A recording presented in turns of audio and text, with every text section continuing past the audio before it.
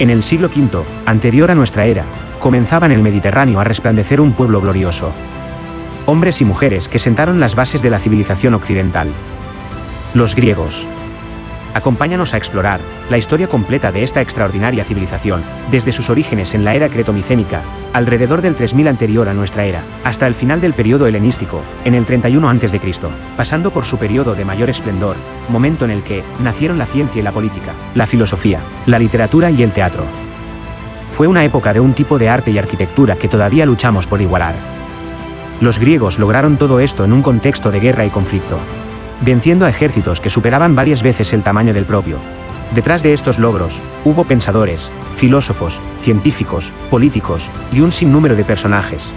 Figuras como Temístocles, Pericles, o Sócrates, además de otros como Aristóteles, Platón, Pitágoras, y el gran Alejandro Magno, que lograría la unificación de los griegos, conquistaría Persia, y forjaría uno de los más vastos imperios de la antigüedad. Esta es la historia de la civilización que cambió al mundo.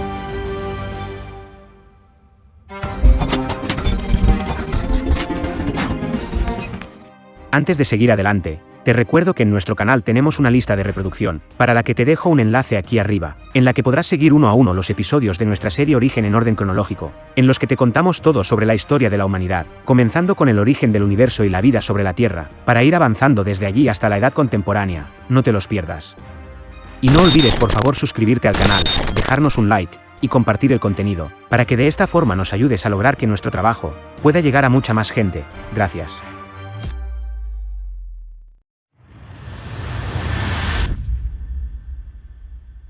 Dos mil años después de la aparición de las primeras civilizaciones en el este, surgiría la primera civilización avanzada de Europa, en la isla de Creta al sur del mar Egeo.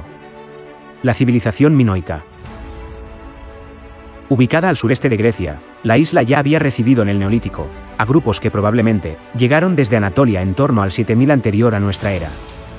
Si bien a partir del año 2700 anterior a nuestra era, Creta empieza a tener auge, producto de la introducción del torno en la alfarería y la metalurgia del bronce, recién para el año 2000 anterior a nuestra era, florecería como la primera civilización avanzada de Europa.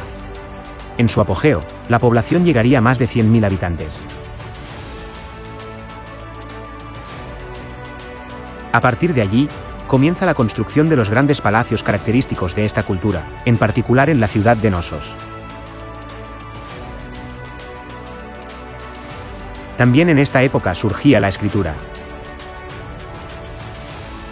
La isla habría estado unificada bajo un poder central ubicado en Nosos.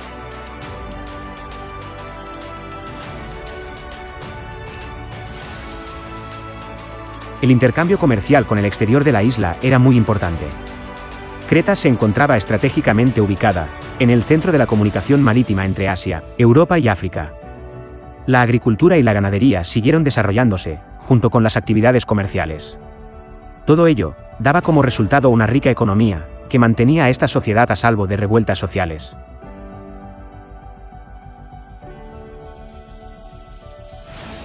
Eran muy religiosos y sus extraños dioses les demandaban sacrificios humanos.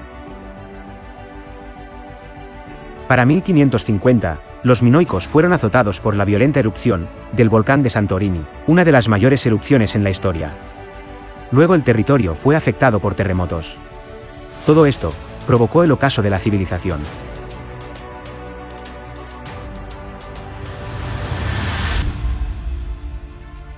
Mientras tanto, en el oeste, Grecia estaba bajo el poder de los micénicos. Para el año 1600 anterior a nuestra era, los micénicos habían conquistado la mayor parte de Grecia. Habían llegado a la Grecia continental, alrededor del año 2000 anterior a nuestra era. Era un pueblo indoeuropeo, que habría llegado desde el Épiro y los Balcanes, una civilización inferior que los pobladores anteriores a los que suplantaron, y durante 400 años se dedicaron a asimilar la cultura superior de sus predecesores. Los micénicos fueron grandes guerreros. Para el 1400 anterior a nuestra era, ya habían invadido Creta y subyugado a los minoicos. Se enriquecieron con la cultura de los minoicos. La ciudad de Micenas se convirtió en un centro de riqueza y poder, con una civilización guerrera sin igual en la zona del Egeo. El periodo de esplendor micénico va desde el 1600 al 1150 anterior a nuestra era. Construyeron imponentes palacios.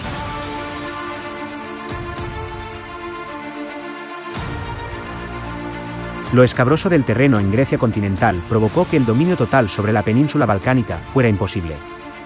Pero no así en el mar. La construcción de una flota poderosa les permitió la aventura y conquista de ultramar, y sustituir a los minoicos como dominadores del Egeo.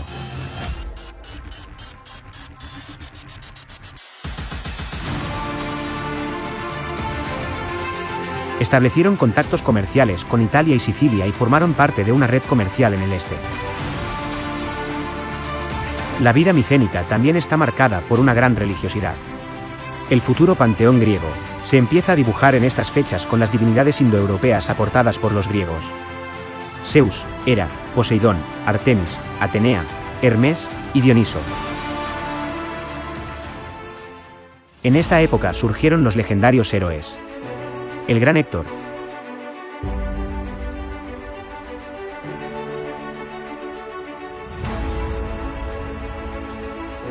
el gigante Áyax,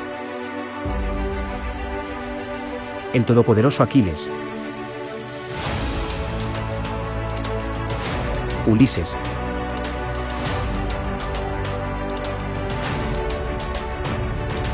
Perseo,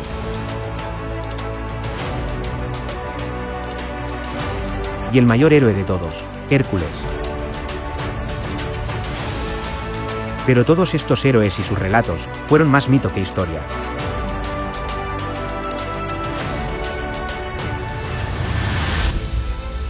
En la última etapa de la Edad del Bronce, los micénicos generaron importantes intercambios comerciales, tanto con Italia y Sicilia, como con la red comercial del este de la que formaban parte. Las ciudades de la época se convirtieron en centros comerciales. Pero la civilización micénica, así como el resto de las civilizaciones de la Edad del Bronce, estaban llegando a su fin. Para el 1200 anterior a nuestra era, el Mediterráneo oriental sufrió un serio revés. Todas las mayores ciudades fueron afectadas. Las grandes civilizaciones de la Edad del Bronce estaban colapsando. Estas, las más grandes civilizaciones de la época, quedaron arrasadas, decenas de miles murieron o fueron desplazados. Todo se derrumbó. Lo que ocurrió a finales del siglo XIII sigue siendo un misterio. Fue el desastre que aparece en la Ilíada y la Odisea de Homero, en los libros de Josué y en el Antiguo Testamento. Pero lo que causó esta destrucción épica aún es un misterio. Lo que se cree hasta el momento es que el colapso fue producto de diversos fenómenos medioambientales, sumado a invasiones de los pueblos del mar. Y los pueblos del mar llegaron desde el norte, y aprovechando las debilidades de las distintas civilizaciones en la época, atacaron, saquearon y destruyeron todo a su paso. Los palacios de Creta y Micenas fueron destruidos.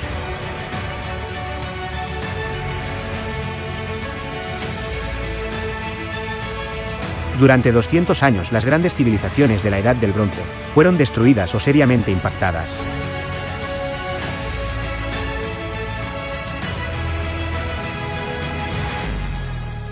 El comercio entre las ciudades cesó.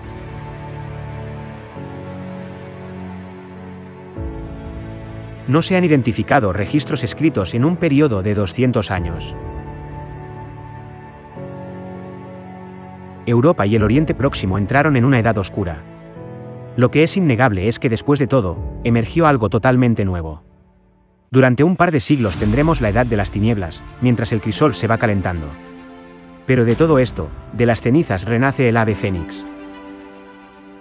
Surgen nuevos sistemas políticos y nuevas civilizaciones. Emergen los griegos y acabará surgiendo la democracia tal y como la conocemos. Todo lo que haya causado el colapso de las civilizaciones de la Edad del Bronce, había destruido un mundo. Se produjo el ocaso de lo viejo y el resurgir de lo nuevo.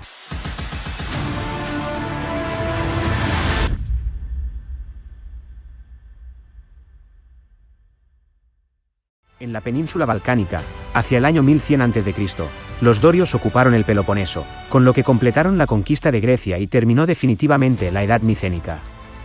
Ciudades amuralladas se convirtieron en unidades autosuficientes bajo el dominio dorio, conocidas como polis. Esparta se convirtió en una de las principales polis dorias, mientras que Micenas, Tirinto y otras ciudades importantes del período anterior fueron incendiadas y reducidas a tristes aldeas.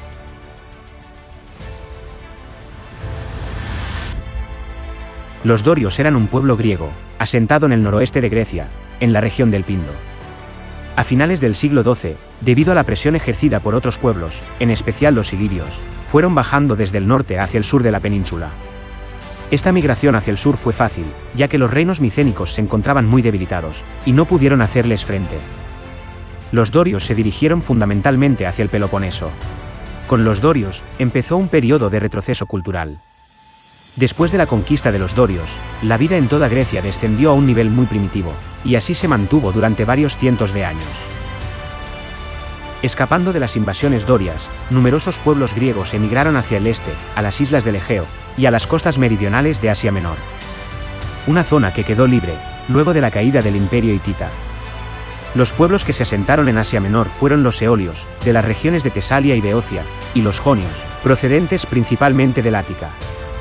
Se asentaron en lo que denominaron Jonia. Más tarde, toda la zona costera meridional de Asia Menor, ocupada por los griegos, pasó a denominarse Jonia. La mayoría de las colonias jonias se convirtieron en importantes centros de intercambio comercial. Al mismo tiempo, fueron las primeras ciudades griegas que se desarrollaron políticamente. Hubo, no obstante, unas pocas regiones que se libraron del dominio dorio. Una de ellas fue el Ática, con Atenas a la cabeza, y otra era Arcadia, situada en los montes más altos del Peloponeso. En estas zonas surgió una identidad jonia que reivindicaba su legítima ocupación de Grecia, frente a los dorios invasores.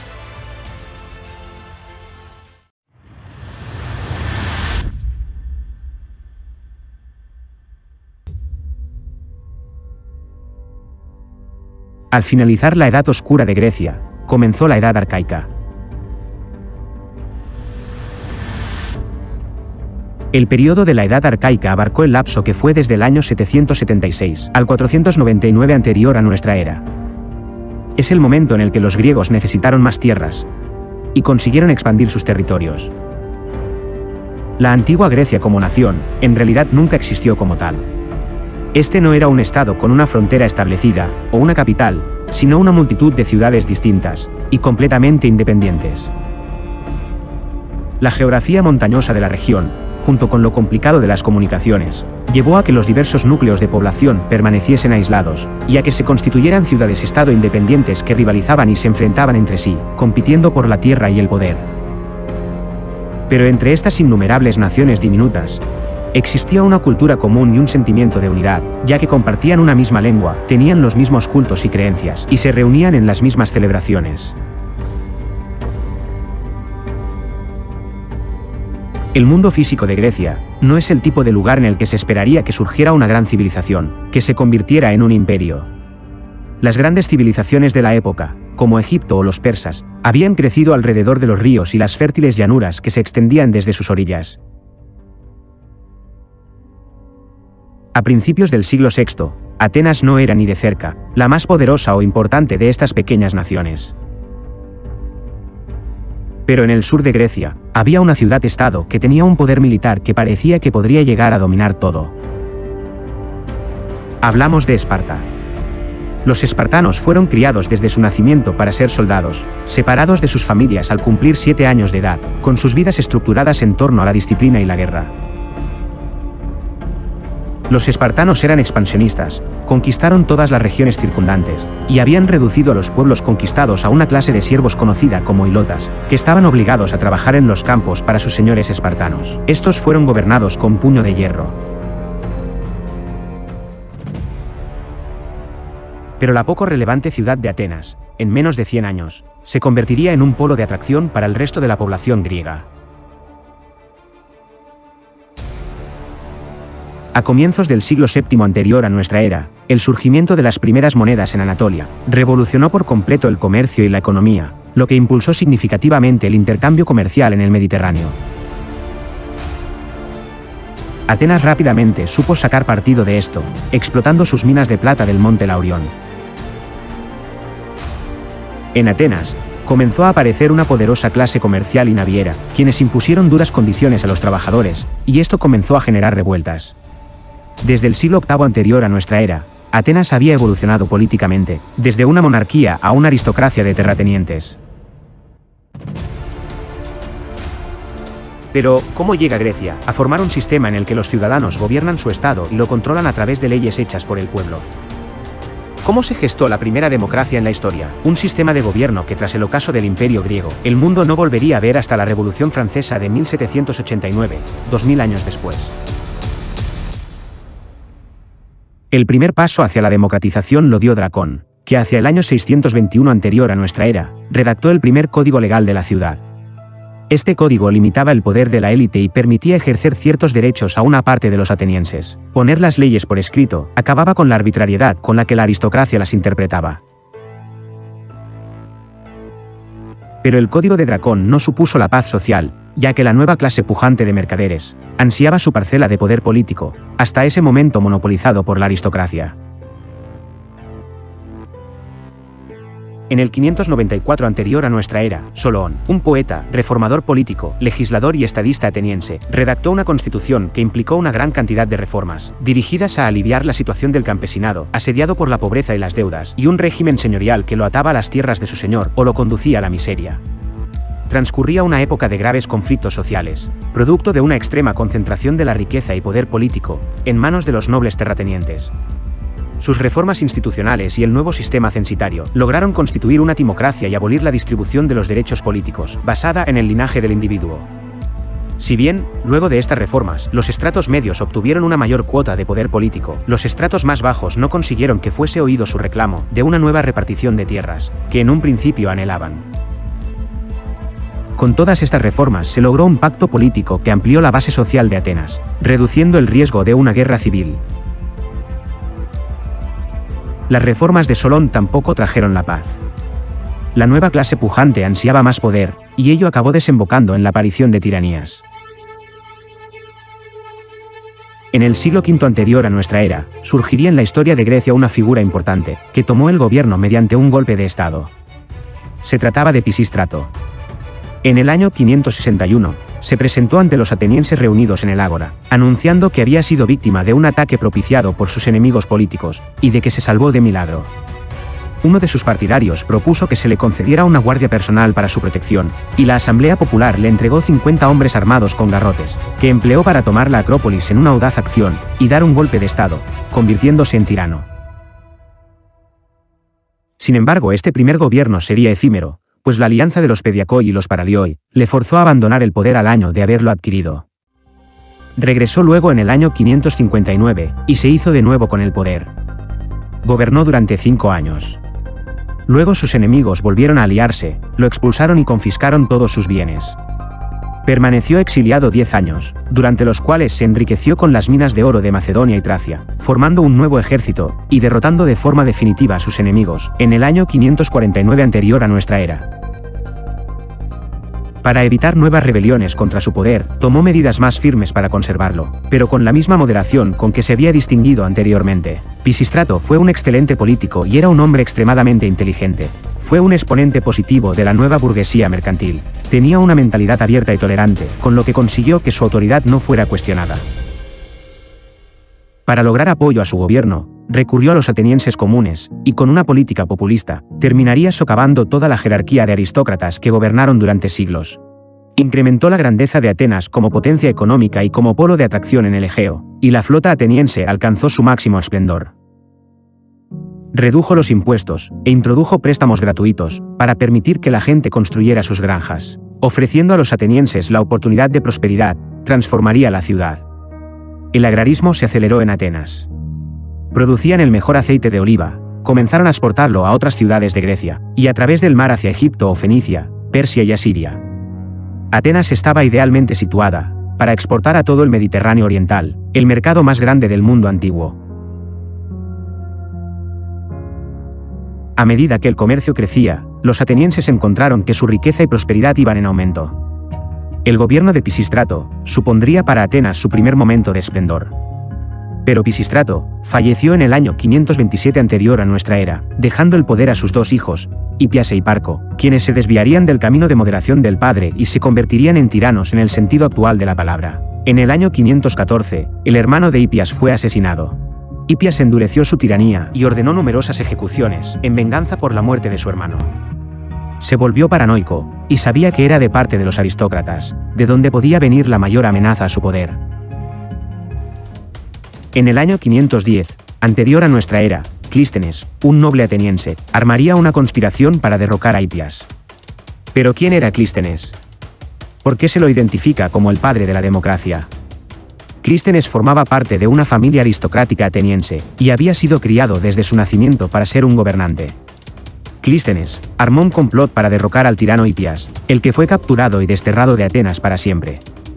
Clístenes, a partir de allí, se convertiría en una de las figuras más poderosas. Culminó las reformas democráticas que, aunque con vaivenes, rigieron la vida de Atenas hasta la llegada de los romanos. Introdujo la igualdad de los ciudadanos ante la ley. Pero pronto, otro aristócrata ateniense comenzó a conspirar contra Clístenes. Se trataba de Iságoras. Iságoras buscó apoyo fuera de Atenas para derrocar a Clístenes y hacerse con el poder. Iságoras pidió ayuda al rey espartano Cleómenes, un viejo amigo. Los espartanos proporcionaron la fuerza de sus tropas para ayudar a Iságoras a hacerse con el poder en Atenas. Dio un golpe de estado, y dentro de los primeros objetivos del nuevo tirano, estaba lidiar con los demás aristócratas, sobre todo Clístenes. Unas 700 familias fueron expulsadas de Atenas, incluyendo a la de Clístenes. Atenas ahora quedaría en manos de un déspota dictador, un dictador que ahora gobernaba con el apoyo del poder más temido por Grecia, el de los espartanos. Para ese entonces, las luchas por el poder entre la élite aristocrática habían dejado a Atenas en un inútil ciclo de violencia. La gente corriente de Atenas ahora tenía su destino en sus propias manos y se rebelaron contra Iságoras. Durante 2 días y 2 noches, Iságoras y sus aliados espartanos lucharon contra el levantamiento, refugiados en lo alto de la Acrópolis, pero no pudieron escapar de la furia de los atenienses. Finalmente, en la mañana del tercer día tuvo que rendirse. Y el pueblo había conseguido el poder para sí mismo, por primera vez en la historia escrita. Este sería el primer paso de Atenas hacia el imperio y la gloria. Luego, el pueblo ateniense se dirigió a un hombre en quien confiaba. Recuperaron a Clístenes de su exilio y le pidieron que formara un gobierno. En ese momento, era imposible que volviera al poder un grupo de aristócratas. Entonces Clístenes tuvo que diseñar una revolucionaria solución gubernamental. A la sombra de la Acrópolis, sobre una colina ateniense, surgía una gran sala de reuniones, en la que pobres y ricos podrían ponerse de pie y dirigirse al resto de los ciudadanos. Surgía así la gran asamblea ateniense, que se reuniría cada 9 días, para votar temas referentes a toda la administración del Estado. Se discutía allí el futuro del Estado, desde el incremento de impuestos, hasta la declaración de una guerra. Se formaba así, lo que sería el antecedente de los parlamentos que surgirían en todo el mundo. Se pasó de gobiernos que se decidían por la fuerza de la espada, a elegirlos mediante el voto. Se instituyó la ley del pueblo. Un sistema de gobierno que ahora conocemos como democracia. El sistema democrático ateniense fue el más avanzado de la antigüedad. Las reformas habían expresado una fe ciega en la capacidad política del ciudadano. A través de la discusión con los demás en la asamblea, los ciudadanos eran capaces de afrontar juntos los problemas de la polis. Y también se cimentó la idea de que el ejercicio de derechos y libertades era fundamental para lograr la paz social. La democracia ateniense es un tipo de democracia muy diferente al actual. No hay un gobierno separado del ciudadano ateniense corriente. Ellos son el gobierno. La democracia antigua era directa, sin representantes. Si una polis tenía 6.000 ciudadanos, todos podían participar libremente en la asamblea. La principal innovación de Clístenes fue establecer como principio básico la isonomía, o igualdad de todos los ciudadanos de Atenas ante la ley.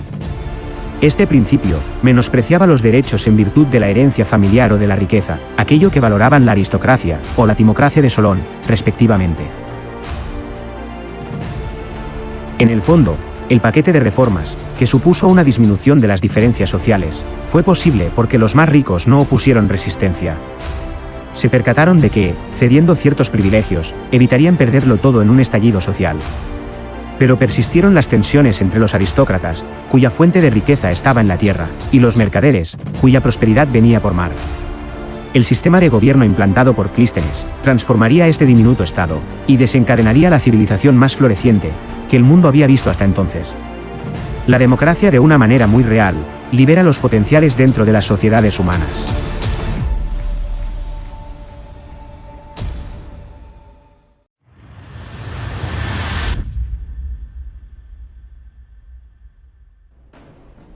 En ese momento, mientras la democracia de Clístenes se fortalecía, en el este, se congregaba una nueva amenaza. Darío I, rey del poderoso imperio persa, la mayor potencia de la época, comenzó a percibir que Atenas se había convertido en una amenaza, luego de que enviara su apoyo a las ciudades jónicas, tras su sublevación contra el imperio persa.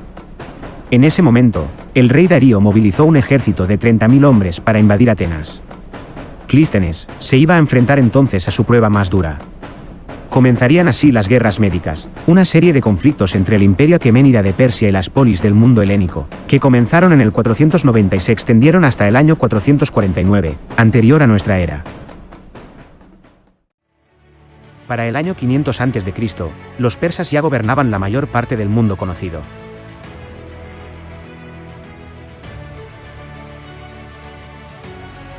Mientras tanto, para el siglo V a.C., en Grecia, varias ciudades habían cobrado protagonismo. Una Grecia conformada por ciudades y más ciudades, cada cual con sus características propias, cada cual con su propia identidad nacional, que se negaba a identificarse con cualquier otra, pese a la afinidad cultural que sin duda había entre todas ellas.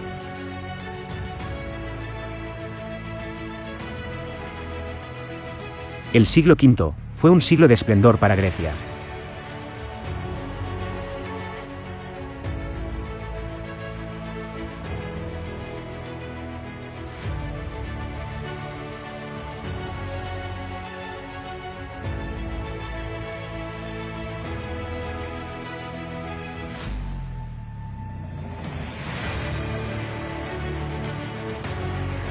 Pero las ciudades-estado estaban continuamente en guerra. Esparta era un estado oligárquico. No estuvo regida por un sistema democrático, sino por una oligarquía, el gobierno de una élite de guerreros. Las principales instituciones del gobierno espartano fueron la Asamblea y el Consejo de Ancianos, la Jerusía. Aunque Esparta contó con reyes, estos normalmente solo ejercieron el papel de jefes del ejército.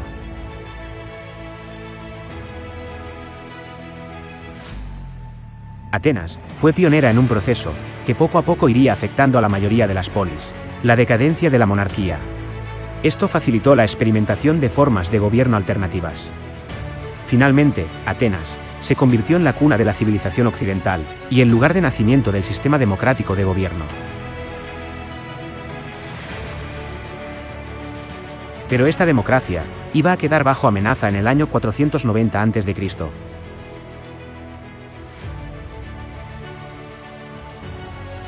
Darío I, rey de Persia, había enviado mensajeros a todas las ciudades griegas, exigiéndoles que aceptaran la soberanía persa. Si bien la mayoría de las islas del Egeo habían aceptado inmediatamente, varias ciudades, incluida Esparta, no lo hicieron. En el 490 la expedición persa partió.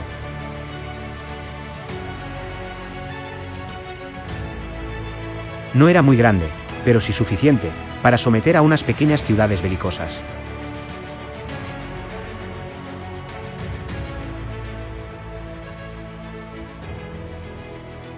Atravesó el Egeo, ocupando sobre la marcha las islas que no habían aceptado la rendición.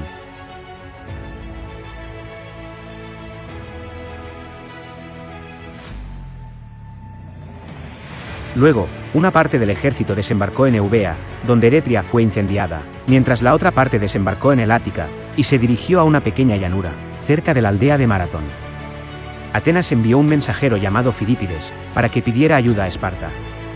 Las tradiciones de Esparta mandaban que no se emprendiera ninguna acción hasta que hubiera luna llena, y cuando Fidípides llegó, todavía faltaban 9 días. Atenas tuvo que enfrentarse sola a los persas, con un total de 9.000 hombres, más otros 1.000, enviados por Platea. Estos marcharon para enfrentar al ejército persa.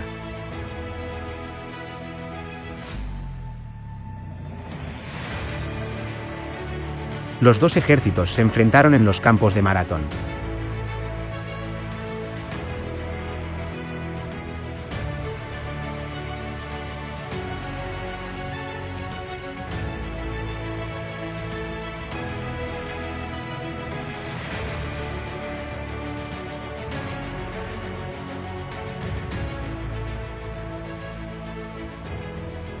Pero para entender las causas de esta invasión persa a Grecia, tenemos que retroceder 10 años en el tiempo, hasta el evento que desencadenó el conflicto. La revuelta de las ciudades jonias de Asia Menor. La colisión entre el fragmentado mundo político de la antigua Grecia y el enorme imperio persa comenzó cuando Ciro el Grande conquistó Jonia en el 547 a.C. En el año 512 anterior a nuestra era, Darío I ya había avanzado sobre Europa. En esta campaña, cayeron en poder persa nuevas colonias griegas, incluidas Macedonia y Tracia. El imperio persa había alcanzado su máxima extensión.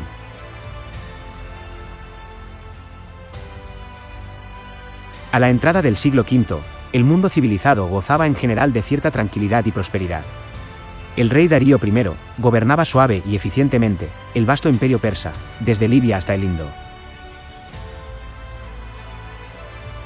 Sin embargo, la tranquilidad no tardaría en acabarse. En el 499, las ciudades jonias de Asia Menor organizaron una revuelta contra el dominio persa. Ese año, declaran a Mileto independiente y las otras ciudades jonias expulsaron a los gobernadores persas. Cuando Jonia estalló en una revuelta total contra los persas, pidió ayuda a su madre patria, Atenas. Luego, los atenienses cometieron quizás su mayor error estratégico en un siglo. Enviaron tropas para ayudar a los rebeldes jónicos. Con la ayuda de los atenienses, quemaron Sardis, la capital de Jonia. El fuego comenzó a correr de casa en casa hasta que todo el pueblo estaba en llamas, y Sardis fue quemada hasta los cimientos. La revuelta jónica fue un evento muy importante en la historia de las relaciones entre Grecia y Persia, porque se encuentra en la raíz de lo que sucedería durante los siguientes 80 años. Atenas había despertado a un gigante dormido.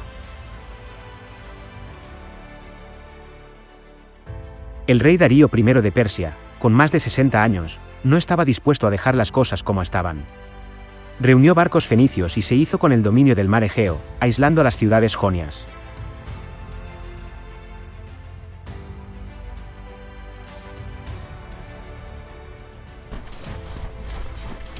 En el 494, Darío I acabó con la revuelta jónica. Mileto fue incendiada y ya nunca recuperó su ventajosa situación anterior, si bien las otras ciudades fueron tratadas con indulgencia. Darío I no quiso olvidar que Atenas había ayudado a los jonios en su revuelta. Por lo tanto, en el 490, Darío envió a su mejor general, Datis, a aplastar a los atenienses y a ocupar el Ática. Con Grecia bajo su control, nada podía impedir la expansión imperial hacia Europa occidental. Esta era la única vía que tenía el imperio persa para ocupar Europa. Con una flota de 200 barcos y 30.000 soldados, el general Datis zarpa desde una isla frente a la costa occidental de Persia, y cruza el mar Egeo con dirección a Atenas. En el camino, conquista varias islas griegas con relativa facilidad, entre ellas Eretria. El victorioso ejército llega así a Maratón, en donde desembarcan. Se sentían peligrosamente confiados y esperaban allí una victoria fácil. En Atenas, descubren los barcos y movilizan una fuerza de 11.000 hombres, para enfrentarse a los cualificados guerreros persas. Si Atenas caía o se sometía, la democracia, toda Grecia, y con ellas la cuna de la cultura occidental, se desvanecerían para siempre antes de dar sus primeros pasos.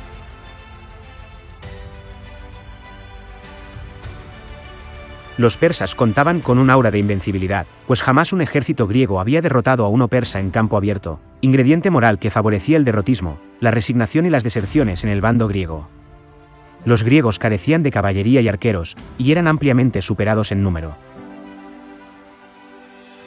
A la cabeza del ejército ateniense estaba Milcíades. Milcíades conocía a los persas y estaba convencido de que el hoplita griego estaba mejor preparado que el soldado persa, tanto en armamento como en preparación. No solo insistió en resistir a los persas, sino que afirmó que era esencial atacar primero. Así lo hizo. Marcharon rápido hacia los persas, para darle poco tiempo a los arqueros persas para atacar. A corta distancia, las pequeñas cimitarras de los persas y sus ligeras armaduras no estaban a la altura de las fuertes armaduras y las largas lanzas atenienses. La estrategia de Milcíades funcionó tal como lo planearon.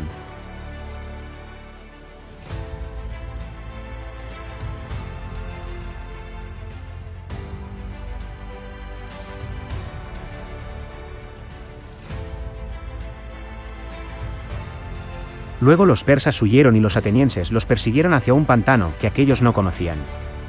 Cientos de los invasores se ahogaron allí.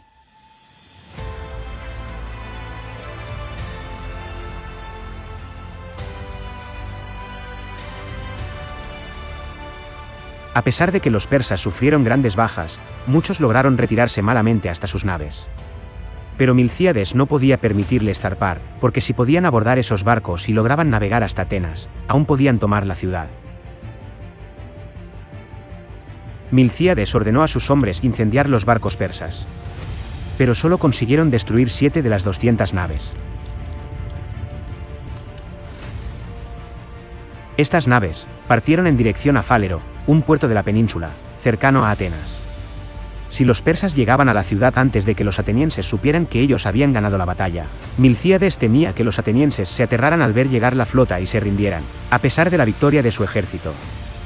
Milcíades debía hacer llegar a Atenas la noticia de su victoria rápidamente.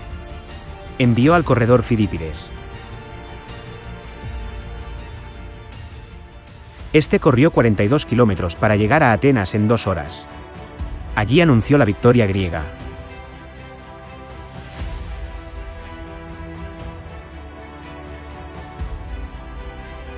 Mientras tanto, Milcíades y sus hombres corrían hacia Atenas para defenderla. Pero podrían no llegar a tiempo, por lo que los ciudadanos se colocaron visiblemente a lo largo de las murallas y las ventanas, para mostrar que la ciudad estaba bien defendida. Al ver este panorama, sumado a que su ejército tenía la moral destrozada, y a las noticias de que los espartanos estaban en camino, Datis y los derrotados persas, sin ni siquiera poner un pie en tierra, dieron la vuelta y volvieron a Persia. Los atenienses habían logrado un rotundo éxito. El ejército de Milcíades, a pesar de ser muy inferior en número, mató a 6.400 persas y solo perdió a 192 de sus hombres.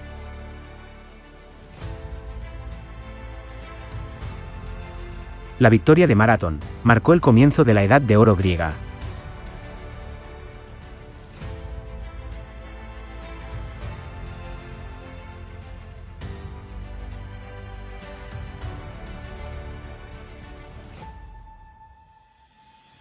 El comercio floreció.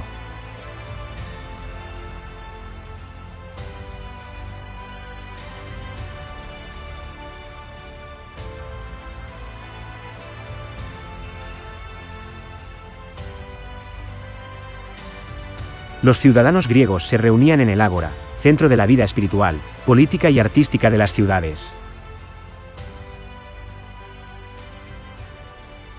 Los griegos dominaban los mares con sus avanzadas embarcaciones.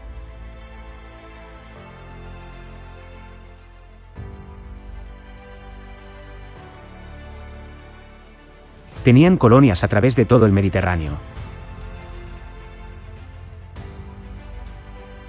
Cada 4 años los Juegos Olímpicos se celebraban en Olimpia.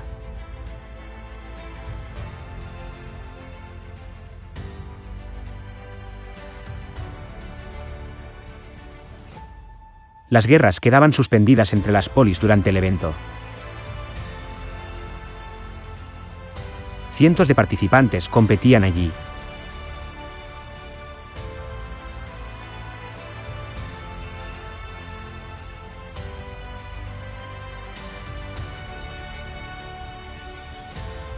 Los griegos eran muy religiosos.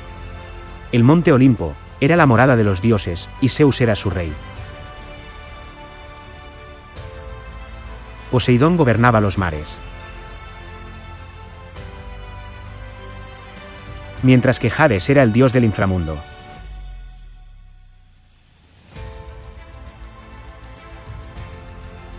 Los griegos adoraron a los héroes de la era micénica, como Aquiles, Odiseo y Hércules. El templo de Delfos era el principal centro religioso.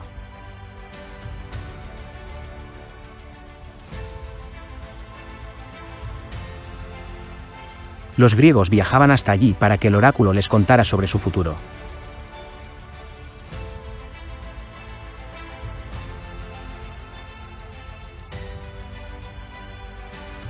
La pitonisa era la alta sacerdotisa de Delfos, que entraba en trance para comunicarse con los dioses.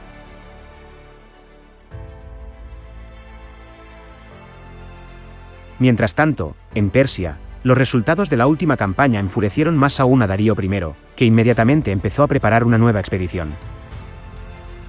Por otro lado, cuando Egipto se enteró de lo sucedido en Maratón, también decidió rebelarse contra el imperio persa.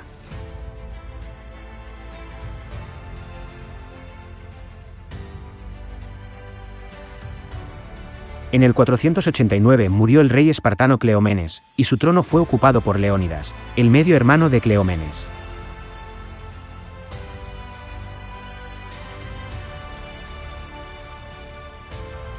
Darío I no tuvo ocasión de ocuparse de los griegos y los egipcios, pues murió en el 486. Fue sucedido por su hijo, Jerjes I, que tuvo que elegir a qué frente acudir primero. Optó por Egipto, que sin duda era más importante para el imperio persa que unas ciudades belicosas.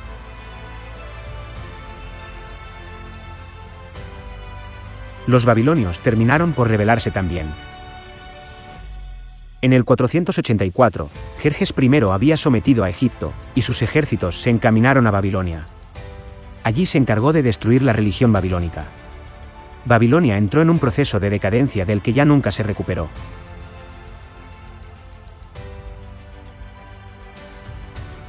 Mientras tanto, los atenienses estaban sumidos en una controversia sobre la forma más apropiada de hacer frente a los persas en caso de que, como era de esperar, volvieran. Naturalmente se consultó al oráculo de Delfos, cuyo consejo fue que los atenienses se protegieran con murallas de madera. Levantaron entonces grandes murallas para proteger sus puertos,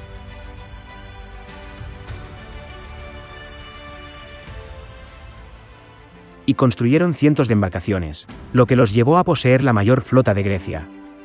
Entre estas embarcaciones tenían trirremes, barcos con 3 filas de remos, mucho más veloces y con mucha más capacidad de maniobra que los barcos viejos. Esta flota se construyó justo a tiempo, pues Jerjes I estaba ultimando los preparativos de una campaña contra Grecia. En el 480 anterior a nuestra era, Jerjes I se lanzó sobre Grecia, con un ejército muy superior al que su padre llevara en su momento. Dirigió su flota hasta Tracia, donde desembarcó y se internó en Macedonia, y el rey Alejandro I tuvo que confirmar el sometimiento del país al dominio persa. Desde allí, Jerjes avanzó hacia el sur, hacia Tesalia.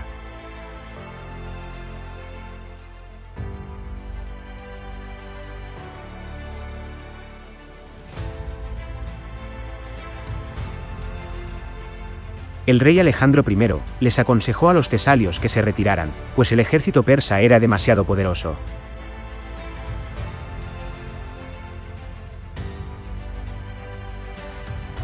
Los griegos siguieron el consejo, y Tesalia fue ocupada por Jerjes.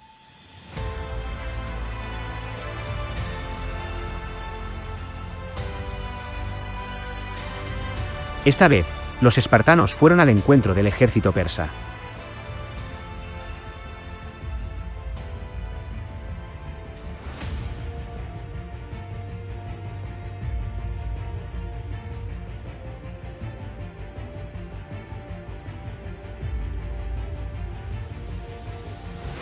Para que el pequeño ejército griego pudiera enfrentarse con éxito a los persas, era necesario hacerlo en un lugar estrecho, donde el contacto real involucrara necesariamente a pocos hombres.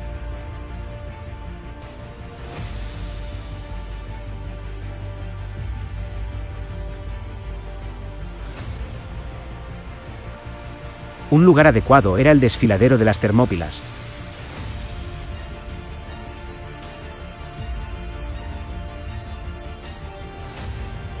unos 160 kilómetros al noroeste de Atenas. Allí acudieron 7.000 hombres bajo el mando del rey espartano Leónidas. El ejército espartano estaba conformado por una infantería pesada con lanzas. Se trataba de los hoplitas. Formaron un muro de lanzas y escudos, prácticamente imposible de quebrar. Con una vida de entrenamiento militar, los espartanos eran los mayores guerreros del planeta. Y ninguno era más grande que su rey, Leónidas. Spartans! Every breath that you have taken has led you to this moment. Every drop of blood, sweat, and tear, all of it has led to where you stand right now. For our sons! For our daughters! For Sparta!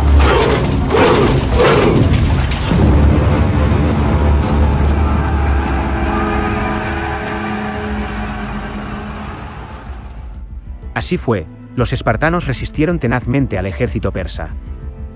Pero este encontró finalmente un estrecho camino por las montañas, que conducía hasta la retaguardia griega.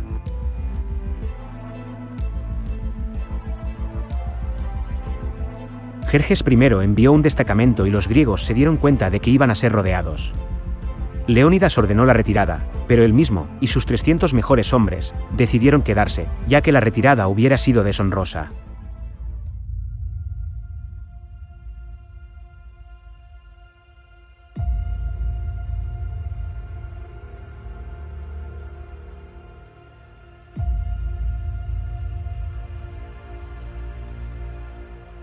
Finalmente, los 300 espartanos combatieron contra un ejército persa de 100.000 hombres, el mayor ejército reunido en la historia hasta ese momento.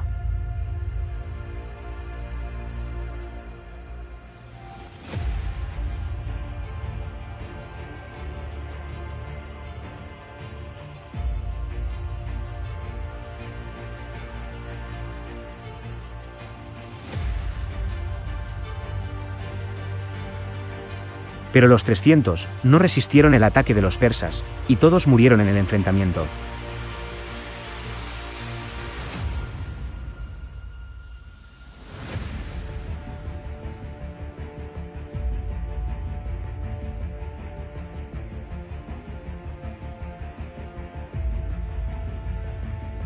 La batalla de las Termópilas fue recordada durante siglos como ejemplo del heroísmo griego, e infundió gran valor a sus soldados.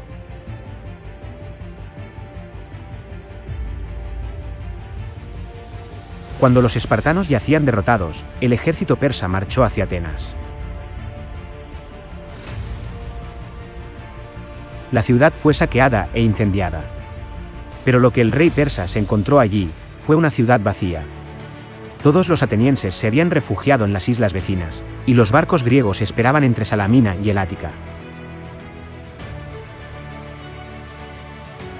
Pero la guerra no había terminado. La flota aliada griega ya había navegado hacia Salamina, para ayudar en la evacuación final de Atenas. Si Jerjes destruía la flota aliada, estaría en una posición inmejorable para forzar la rendición de los griegos.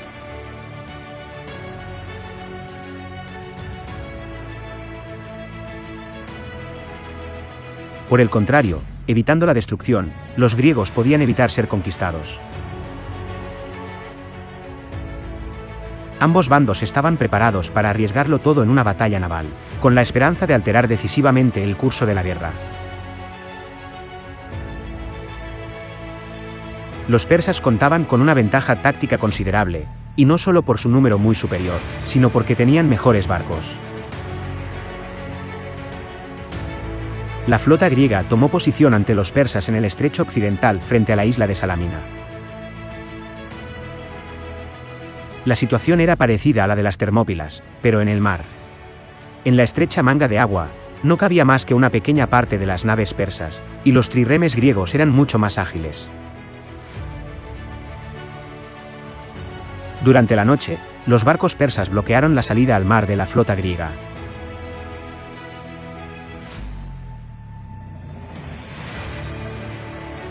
Internándose en los canales de Salamina para atacar a los helenos, los persas estaban jugando en el terreno que quería su enemigo.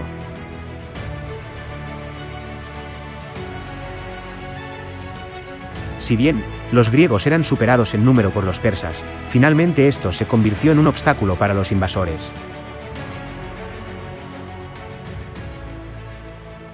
Una oportunidad que los griegos aprovecharon para lograr una victoria decisiva.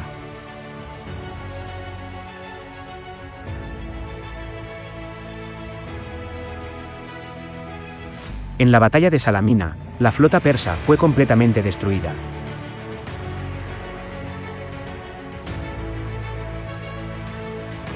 Fue el mayor combate naval de la antigüedad que, tras el triunfo de la flota griega sobre las fuerzas persas, sentó las bases del florecimiento de Grecia y Europa. La defensa griega ante los persas fue un hito en la historia europea. De haber sido derrotada, el ejército persa hubiera seguido su avance sin obstáculos, extendiendo su imperio hacia la Europa continental. Probablemente habrían quedado sepultados, tanto la cultura griega como el imperio romano.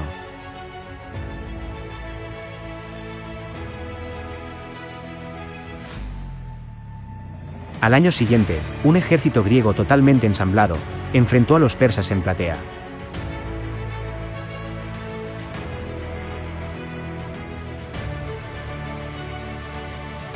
En agosto del 479 anterior a nuestra era, un ejército de 100.000 griegos venció a un ejército de persas de 150.000 hombres en Platea, poniendo fin a los intentos de invasión a Grecia.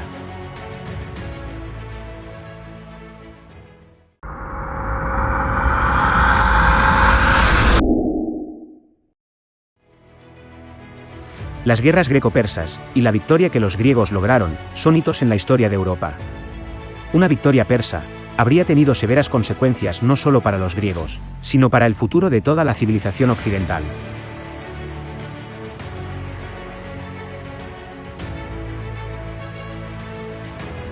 Pero, para el 435 a.C., una gran superficie de Grecia estaba bajo el dominio ateniense. Atenas se había convertido en una ciudad muy poderosa y los espartanos comenzaron a temer por su propia independencia. En el 431, en la Guerra del Peloponeso, se enfrentaron a Atenas, Esparta y las ciudades aliadas. La guerra se prolongó durante casi 30 años y fue devastadora para Grecia. Todas las ciudades-estado se involucraron en esta guerra.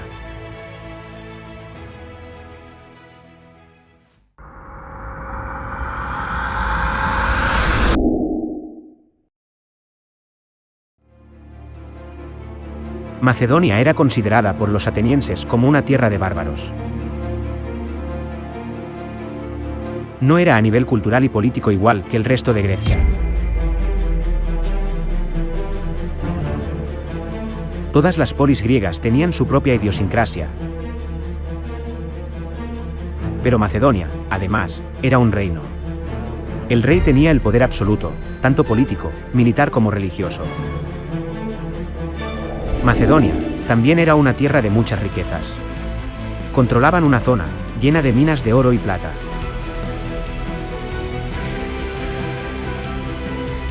Filipo II fue el rey que convirtió un empobrecido reino, despreciado por Atenas y Esparta, en la gran potencia hegemónica de toda Grecia.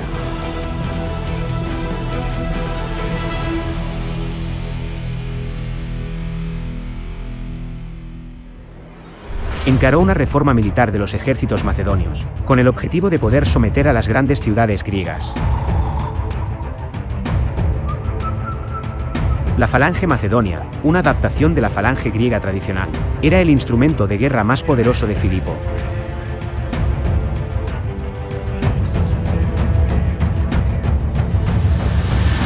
En medio de su vorágine conquistadora, el rey macedonio decidió casarse, en el 357 a.C., con la princesa Olimpia de Épiro. Ella sería la madre de Alejandro, quien nacería en el 356.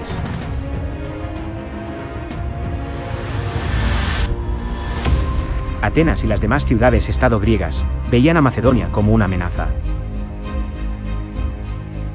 En el 338 a.C., una alianza de polis griegas, compuesta principalmente por Atenas y Tebas, se enfrentarían al ejército macedonio.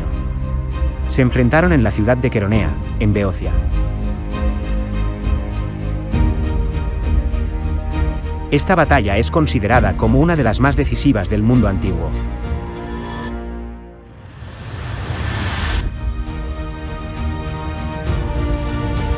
Los ejércitos de Atenas y Tebas fueron aniquilados y no pudieron continuar su resistencia.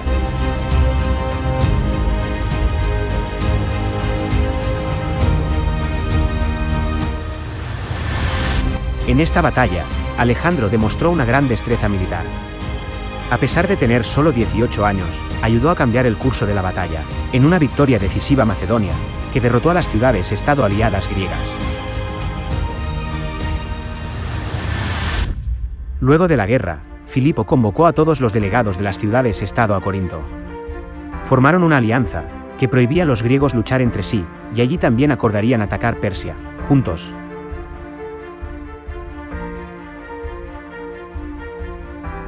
Durante los 24 años de su reinado como rey de Macedonia, Filipo construyó su propio reino, y lo convirtió en la mayor potencia de Europa.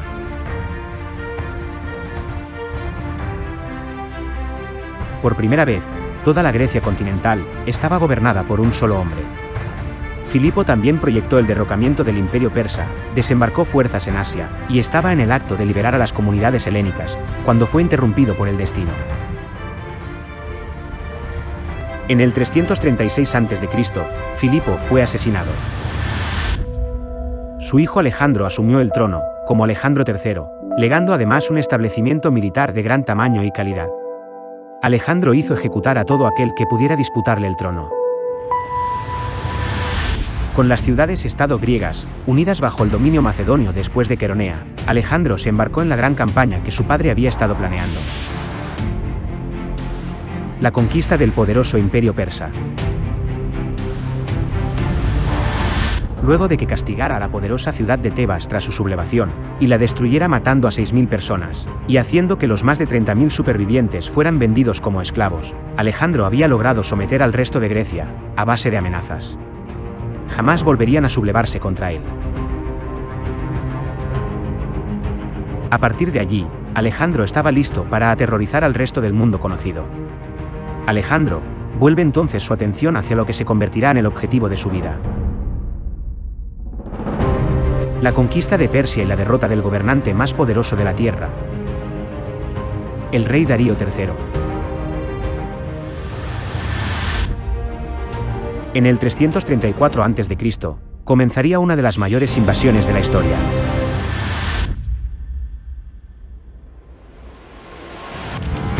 Alejandro se convirtió en guerrero macedonio a los 14 años. Llegó a general a los 18. A rey a los 20. Y a los 30 años, gobernaba ya uno de los mayores imperios jamás conocidos.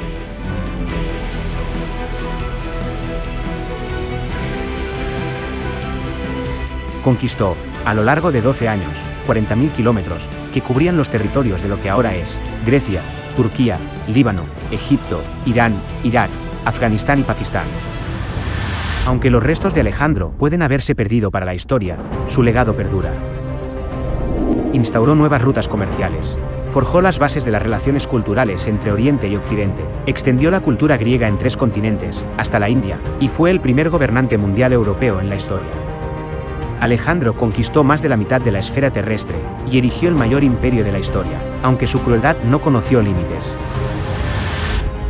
Pero para explorar los detalles de cómo Alejandro logró erigir el mayor imperio de la historia, no alcanzan unos pocos minutos. Te dejo el enlace aquí arriba a un espectacular documental sobre la historia completa, del mayor conquistador de todos los tiempos. No te lo pierdas.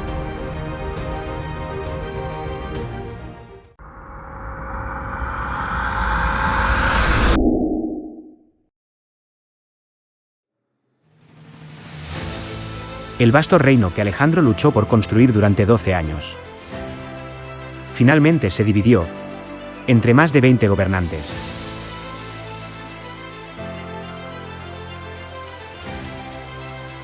Mientras los sucesores de Alejandro luchaban entre sí por el imperio, un nuevo poder ambicioso crecía en Occidente.